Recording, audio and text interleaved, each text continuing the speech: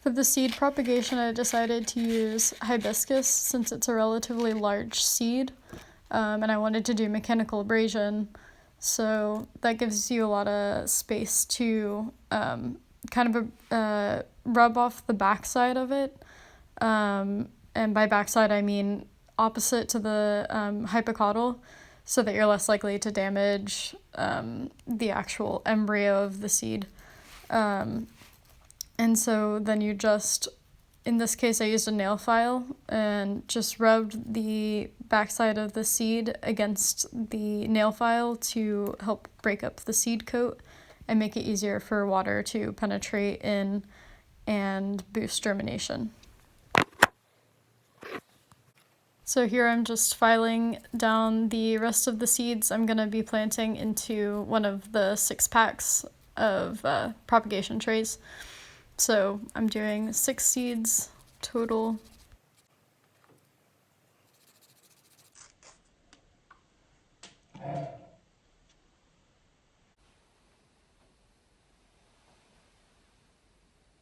That one in the toilet.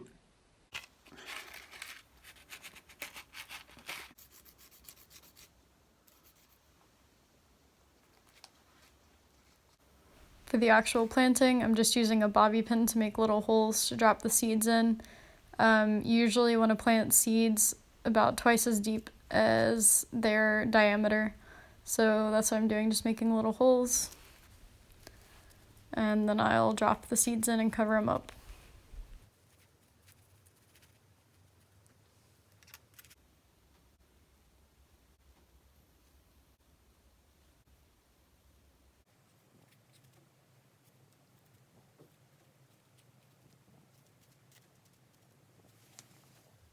At this point, I can't believe I accidentally showed my feet on the internet, so I hope y'all enjoy it while it's free.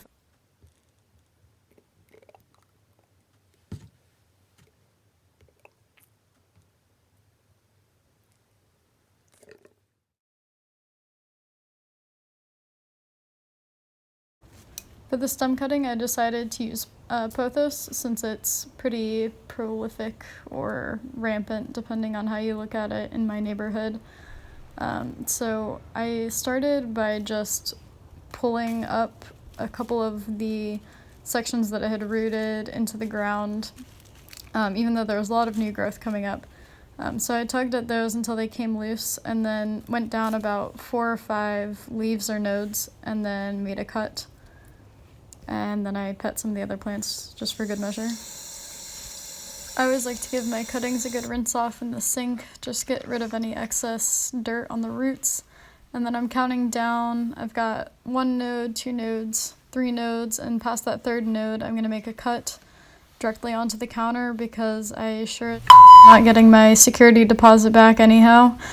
And once I make that cut, I'm going to make a second one right below the node that is at a 45-degree-ish angle, and that'll maximize the amount of surface area that is available for the plant to start taking up water.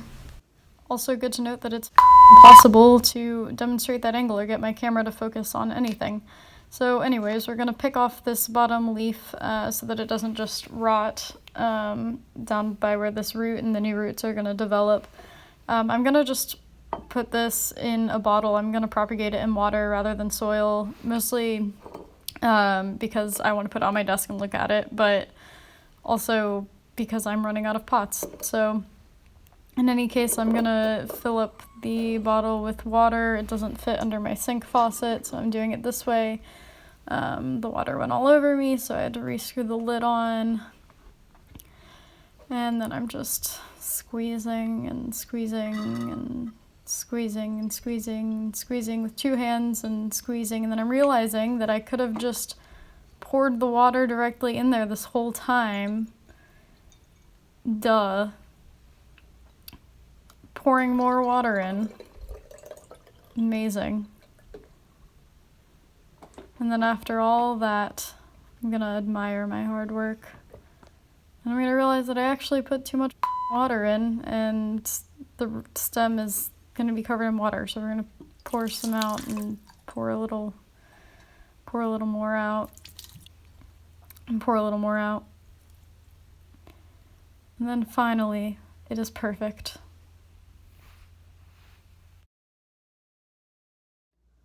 Okay, so for the ginger, I've got 2 here. This as well as the turmeric. These are all grown as part of a research project at Field and Fork. You can see even the kaolin clay that's kind of like pink on here is supposed to help mimic cooler temperatures, cooler conditions, so that plants like these can actually still be grown in Florida. But in any case, these were harvested a little over a month ago.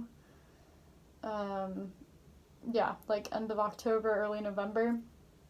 And since then, they have been processed, meaning they've been rinsed and kind of scrubbed down a bit in fresh water, and then also dunked in a Sanidate bath. And then they were just stored in a walk-in cooler. Some of them have developed a little bit of mold on them, but nothing too serious. I think it was still a little humid in the walk-in cooler where they were. So now they've been in my apartment and they're drying out a little bit more, so that's good.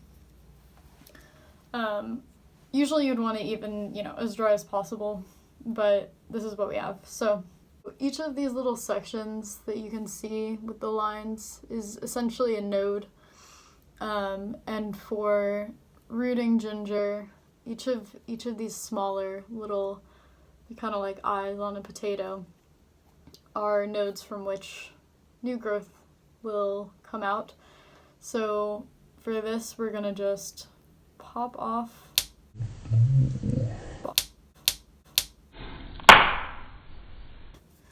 Little ASMR for you.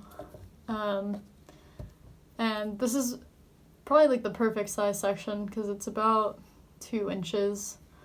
So it's not too big. And ideally we would let this part dry for a couple more days where I just winded it, but we don't have time for that. So we're gonna just go ahead and pot it up. Ginger does not need it's not like a seed. You don't plant it as deep as twice the diameter of the seed. You just make a little shallow trench, stick it in there. We're gonna put the eyes, quote unquote, the node side up, and just kind of like lay it in there. And then we're just gonna cover, maybe go a little deeper, but just barely cover it up. It likes loose soil. I'll give it a little more soil so it's not just sitting out there exposed. Yeah. I'm gonna just water it in. And that is really all it takes. Okay, so for leaf cutting, we're gonna use this succulent, which is not in the best of shape right now, because I don't have a good growing environment for succulents where I live. But it is pretty straightforward. So we're just going to take a leaf and pull straight down. See, the stem is pretty bendy, but we're gonna just pull straight down. Oh my lord. Yeah. You can see it actually got a little bit of the stem with it. So I'm gonna, which is better than the opposite problem. There we go. So now it's just a clean, there we go, a clean cutting.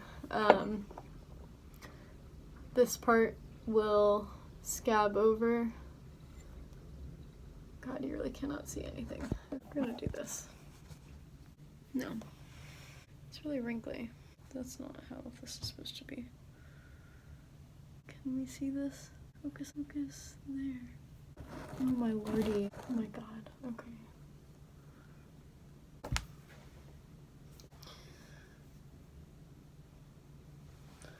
Let me get out of the shot. Just wish it would. This is bunk. Basically, even though you can't see it,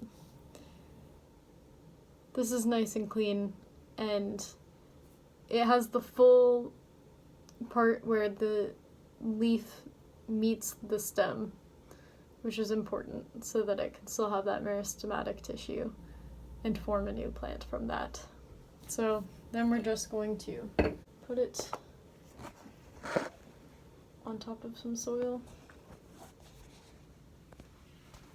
let it scab over, and then that's just where it's gonna live until it puts out its roots, and then eventually a little baby plant on top. I'm gonna take a couple other leaf cuttings off of that same stem, since I don't think it's going to do super well now that I've wounded it. So I'm gonna just take a lot of these bigger ones. Actually, just gonna cut this stem off altogether. Pop these guys off of there. That one's good. That one's good. That one was bad. This little guy is really new. That one's good. That one's good. Good. Good. Good. Now I'm gonna make one of those like pretty things that people do where they arrange all their little leaf cuttings in the pot in a little circle. Yeah, hello. This is what I've done.